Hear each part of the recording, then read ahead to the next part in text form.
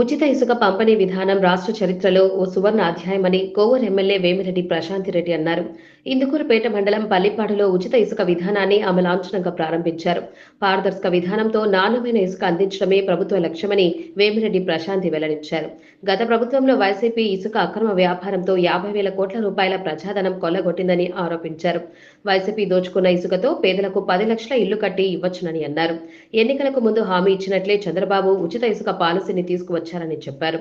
ఇసుక తరలింపులో అలాంటి అక్రమాలకు తావు లేకుండా పర్యావరణ చట్టాలకు అనుగుణంగా ఇసుక విధానం అమలు చేస్తామని అన్నారు. ఒక్కో వినియోగదారుడి ఆధార్ కార్డు మీద రోజుకు 20 టన్నుల ఇసుక అందించనున్నారని తెలిపారు. ప్రజలు ఉచిత ఇసుక పథకాన్ని సద్వినియోగం చేసుకోవాలని ఆమె కోరారు.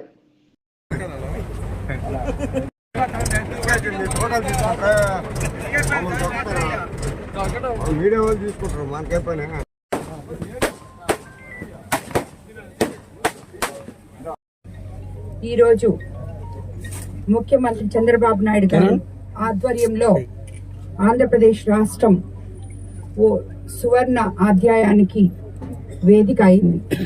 ఉచిత ఇసుక పాలసీ అమలు చేస్తూ జీవో నంబర్ 43ను విడుదల చేయడం చాలా సంతోషంగా ఉంది.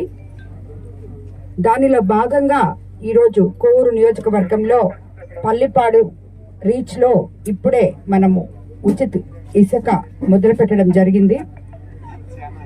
నాణ్యమైన ఇసుక ప్రజలకు అందుబాటులో ఉండాలన్నదే తెలుగుదేశం పార్టీ యొక్క విధానం. పారదర్శకత ముందు చూపుతో సీఎం చంద్రబాబు నాయుడు గారు ఈ విధానం తెచ్చారు. గత వైసీపీ ప్రభుత్వం ఒక్క ఇసుక కుంభకోణంలో 50,000 కోట్లు కొల్లగొట్టారు. వైసీపీ నాయకులు దోచేసిన ఇసుకతో దాదాపు 10 లక్షల ఇల్లు కట్టుండొచ్చు. అవినీతి ఏ స్థాయిలో జరిగిందో మీరందరూ అర్థం చేసుకోవచ్చు.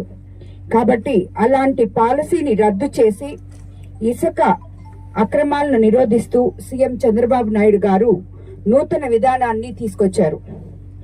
సుప్రీంకోర్టు, హైకోర్టు, ఎన్జీటీ నిబంధనలకు అనుగుణంగా పర్యావరణం దెబ్బతినకుండా ఉచిత ఇసుక అందిస్తున్నాం. మనం జిల్లా స్థాయిలో శాండ్ కమిటీలు ఏర్పాటు చేసి collector, joint collector, RDO, mining అధికారులు పర్యవేక్షణ చేస్తారు ఈ పాలసీలో.